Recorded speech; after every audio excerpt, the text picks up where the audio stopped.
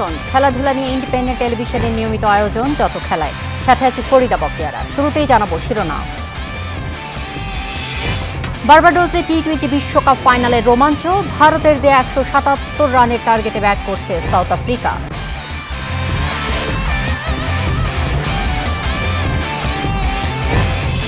জুলাইয়ের বোর্ড সভায় আলোচনায় থাকবে টাইগারদের বিশ্বকাপ পারফরমেন্স ইস্যু, জানিয়েছেন বিসিবি ক্রিকেট অপারেশনস প্রধান।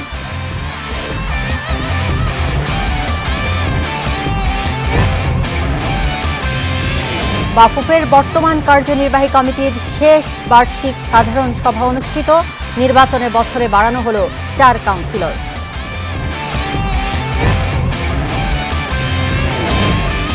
কোপা আমেরিকায় প্যারাগুয়েকে হারিয়ে প্রথম জয় ব্রাজিলের, ভিনিসিয়াসের জোড়া গোল, ভোরে পেরুর মুখোমুখি আর্জেন্টিনা।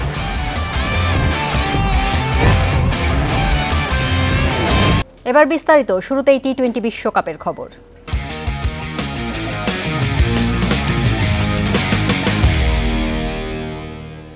টি-20 বিশ্বকাপের ফাইনালে ভারতের দেয়া 177 রানের টার্গেটে ব্যাট করছে সাউথ আফ্রিকা। এখনো পর্যন্ত সংগ্রহ 4 উইকেটে 141 রান। বড় লক্ষ্য তাড়া করতে নেমে সতর্ক শুরু সাউথ আফ্রিকার। রেজা হেন্ড্রিক্সকে 4 রানে ফেরান বুমরা, মার্করামও টিকতে পারেননি বেশিক্ষণ। রানে গতি বাড়াতে গিয়ে স্টাবস থামেন 31 রানে।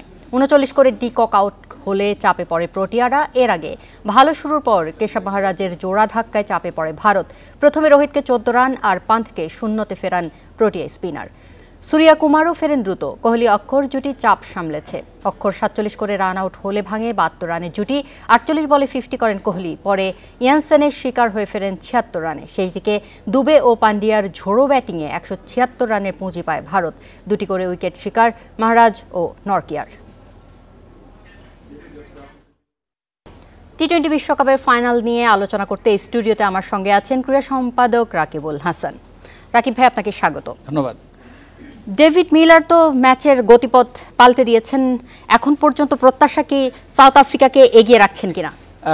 মিলারের সঙ্গে ক্লাসেনের কথা বলতে হবে, কারণ ক্লাসেন 50 করেছেন এবং দুজন মিলে এটা যদি আপনি তাদের যে ব্যাটিং লাইন আপ তার শেষ অফিসিয়াল জুটি, যদিও এরপরে ইয়ানসেন ব্যাট করতে পারেন, কিন্তু অফিসিয়াল জুটিটা যখন শেষ এবং একটা সময় রান বেড়ে গিয়েছিল, কিন্তু আমরা প্রথম ইনিংস দেখেই বুঝতে পেরেছি যে উইকেটটা ব্যাটিং ফ্রেন্ডলি এবং সেখানে ভারত যে স্কোরটা করেছে সেই স্কোরটা একদম সেফ স্কোর বলার সুযোগ নেই, কারণ এই স্কোরটা চেজ হয়ে যেতে পারে। সেটা প্ল্যাটফর্মটা তৈরি হচ্ছিল, সেখানে বারবার ম্যাচের কিন্তু গতিপথ বদলেছে। কখনো মনে হচ্ছিল একটা সময় পর্যন্ত কিন্তু ভারতই নিয়ন্ত্রণ নিয়েছে মনে হচ্ছিল, কিন্তু সেটা মুহূর্তের মধ্যে ছিনিয়ে নিয়েছে ক্লাসেন এবং মিলার জুটি। আর শুরুতেই ধাক্কা যখন রেজা হেন্ড্রিক্স এবং মার্করাম ফিরে গেলেন, তখনই মনে হচ্ছিল যে সাউথ আফ্রিকাই বরং চাপে পড়েছে। ইনফ্যাক্ট দেখেন, এই ম্যাচের ডেঞ্জার ম্যান হতে পারেন ডিকক, এরকম একটা সম্ভাবনা ছিল, কিন্তু সেই ডিকককে যখন তারা ফেরালেন তখন ভারতই ফেভারিট হয়ে উঠলো। এবং এই কথা যখন আমরা বলছি 24 বলে 26 রান দরকার, সেখানে কিন্তু ক্লাসেন আউট হয়ে গেলেন 23 বলে 26। মানে let drama is going on, সোজা কথা হচ্ছে এইটা, কারণ ম্যাচটা কিন্তু সহজ বানিয়ে ফেলেছে।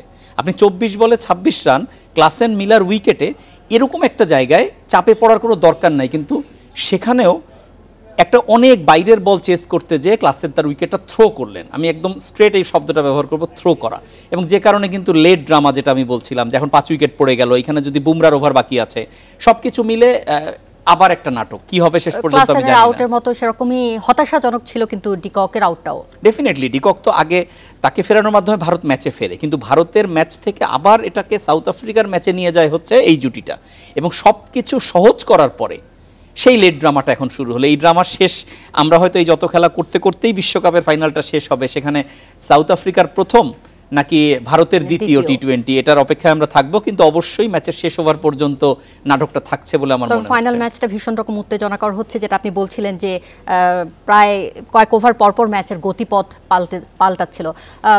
বিরাট কোহলি ভারতের ইনিংসে একটু ফিরি, ভারতও কিন্তু শুরুতে ভালোই চাপে পড়েছে। রোহিতের পর তাদের দ্বিতীয় উইকেটও 0 রানে ফিরেছে, কিন্তু বিরাট কোহলি একটা দুর্দান্ত ইনিংস খেলেছেন। পুরো টুর্নামেন্টে যেখানে তিনি 50 দেখা পাননি, সেখানে ফাইনাল ম্যাচে উনি 76 রানের একটা ইনিংস খেলেছেন। দেখেন, পুরো টুর্নামেন্টে তার রান ছিল 75 সব ম্যাচ মিলে, আর আজকে এক ম্যাচেই তিনি 76 করেছেন। বড় প্লেয়ার দেখেন বড় ম্যাচের অপেক্ষায় থাকে, বড় মঞ্চ, মানে তাদের কাছে এই অফ ফর্মগুলো, একটা কথাই আছে যে class is permanent, form is temporary. ফলে বিরাট কোহলির এটা একটা পেন্ডিং ছিল, তিনি খেলেছেন। তবে যেটা হয়েছে যে আমি আবার বলছি, ফাইনালে তারা টস জিতে ব্যাটিং নিয়েছে এবং ব্যাটিং নিয়ে যদি দলটাকে একদম সেফ তারা। মাঝার আছে টিএসসিতে ফাইনাল ম্যাচের যেহেতু উত্তেজনা, দর্শকরা নিশ্চয়ই কোনো এক দলকে সাপোর্ট করছে, আমরা একটু জেনে নিই সেখানকার কি পরিস্থিতি। মাঝার, টিএসসিতে দর্শকদের ফাইনাল ম্যাচের উত্তেজনা কেমন একটু জানাবেন।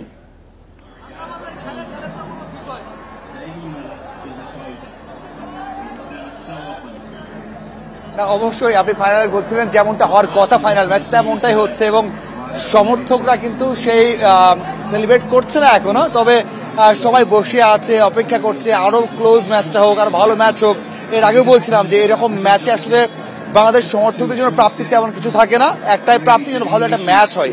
এই যে আমার পেছনে অনেক সমর্থক এসেছে, যেমনটা টিএসসিতে এর আগে হয়েছে যে বাংলাদেশের বিগ ম্যাচ হয়, বাংলাদেশ বড় ম্যাচ খেলে বা বাংলাদেশ ম্যাচ হলে এমন সমর্থক হয়। এত দর্শক হয়েছে, অনেকেই পেছন থেকে খেলা দেখতে পারছেন না, অনেকে যে যার মতো করে দেয়াল টপকে আশেপাশে যে এখানে চা খাওয়ার জায়গা আছে সব জায়গাতে কিন্তু যে যার মতো করে একটু হলে খেলা দেখছে। তার মানে এই খেলা থেকে একটাই প্রাপ্তি আছে সমর্থকদের, সেটা হচ্ছে ভালো একটা ম্যাচ হবে।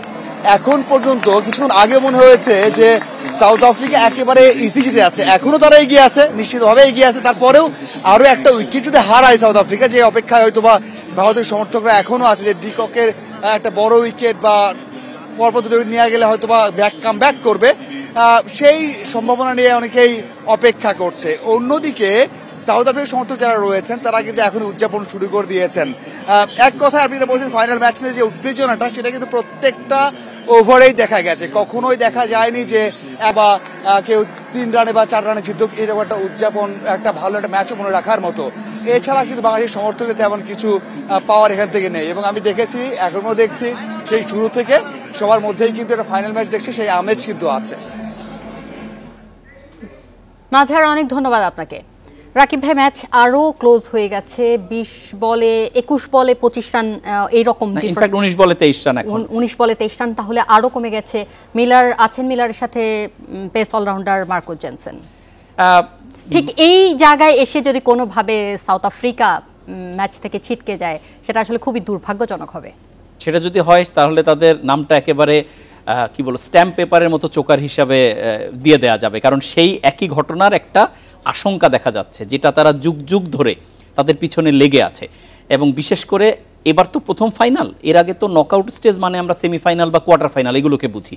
তো নকআউট স্টেজেই আপনাকে স্নায়ুর মূল পরীক্ষাটা হয়। আপনি যত ভালোই গ্রুপ পর্বে খেলেন না কেন, যখন ওয়ান অফ ম্যাচ, মানে আপনি এই ম্যাচ জিতলে টিকে থাকবেন, হারলে বেরিয়ে যাবেন, এরকম জায়গায় সাউথ আফ্রিকা সবসময় তালগোল পাকিয়ে ফেলেছে। এটা নতুন না, সেই 1992 সালে যখন তারা নিষেধাজ্ঞা থেকে বেরিয়ে আসার পরে প্রথম ওয়ার্ল্ড কাপ খেললো, সেখান থেকে আজ পর্যন্ত, আমি তখন ওয়ানডে ওয়ার্ল্ড কাপ দিয়ে শুরু, এখন তো ওয়ানডে ওয়ার্ল্ড কাপের পাশাপাশি টি20 মিলে আজকে 2024-এ এসে তারা প্রথম একটা বিশ্বকাপের ফাইনাল খেলছে, 33 বছরের অপেক্ষা। ডেফিনেটলি।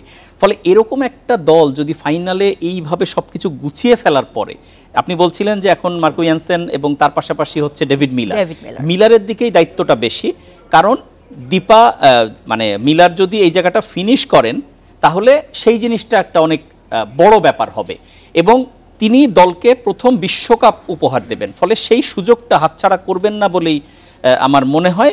তবে ভারতের এন্ড থেকে যদি বলেন, তারা যে উইকেটটা যে টাইমে নিয়েছে তাতে ম্যাচের রোমাঞ্চ বাড়িয়েছে। এবং মাঝার টিএসসি থেকে যে কথা বলছিলেন যে মানুষ আসলে ফাইনাল কেমন দেখতে চায়, এই বিশ্বকাপে আমরা কিন্তু অনেক বেশি একপেশে ম্যাচ দেখেছি, প্রচুর, এবং আমরা দুটো সেমিফাইনালই বলতে গেলে একেবারেই একপেশে, এবং সেখানে ফাইনাল, এবং তার আগে কিন্তু রানের খরা দেখেছি, মানে টি20 মানুষ যেরকম দেখে অভ্যস্ত সেরকমটা দেখা যায়নি। এবার টি20 ওয়ার্ল্ড কাপটা আসলেই সেরকম হয়েছে, মানে 4 ছক্কার সেই ফুলঝুরি টি20 পরিমাণটা অনেক কম, ঠিক আছে। তো ফলে সব মিলে ফাইনাল নিয়ে একটা যে হাইপ উঠেছিল, যে ফাইনালটা অ্যাটলিস্ট এইভাবে দেখতে চাই না, ফাইনালটা যাতে টি20-র মুডে দেখতে চাই, সেটা বোধহয় দর্শকদের সেই চাওয়াটা পূরণ হয়েছে। এবং দর্শক তো শুধু মাঠে উপস্থিত না, পুরো বিশ্বই যারা ক্রিকেট ফলো করে তারা সবাই দেখছে। এবং এইসব কথা যখন বলছি তখন 16 বলে 22 রান, সো ম্যাচটা আসলে একটা টাইট ফিনিশের দিকে যাচ্ছে। শেষ ওভারের রোমাঞ্চ চলছে এখন, নিশ্চয়ই হার্দিক পান্ডিয়ার লাস্ট ওভার হবে। ডেফিনেটলি হার্দিক পান্ডিয়ার লাস্ট ওভার, এবং ইকুয়েশনটা এমন জায়গায় চলে গেছে যেটা ম্যাচ এখন আসলে ভারতের দিকে। কারণ আপনি যদি একটু আগে, মানে কত দ্রুত একটা মোমেন্টাম চেঞ্জ হলো, এটা বিশ্বাস করাও কঠিন।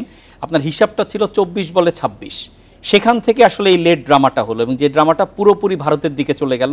এবং ওখান থেকে যদি আপনি ক্যালকুলেট করেন, আপনি ওখান থেকে যে ওভারগুলো হলো, মানে বল গেছে হচ্ছে 18টা, 3টা ওভার গেছে, এবং সেখানে রান হয়েছে মাত্র 10, এবং যেটা এরকম একটা প্রেক্ষাপটে সাউথ আফ্রিকার সেই চোকার নামটাই মনে করিয়ে দিচ্ছে, আর কিচ্ছু বলার নেই। এবং এখন ডেভিড মিলার একপাশে আছেন, যদি মিলারই ফেস করবেন, ডেভিড মিলার যদি আউটস্ট্যান্ডিং কিছু না করেন, আউটস্ট্যান্ডিং বলতে এখন 16 করতে গেলে আপনাকে একাধিক ছক্কা বা বাউন্ডারি হাঁকাতে হবে যদি আপনি হিসাবের মধ্যে থাকতে চান, but it's not going to be easy. এবং আর্শদীপকে হ্যাটস অফ টু হিম, এবং বুমরা বিশেষ করে, মানে 18তম ওভার বুমরা যে ওভারটা করলেন, যে ওভারে তিনি 1 রান দিয়েছেন, 1 উইকেট নিয়েছেন,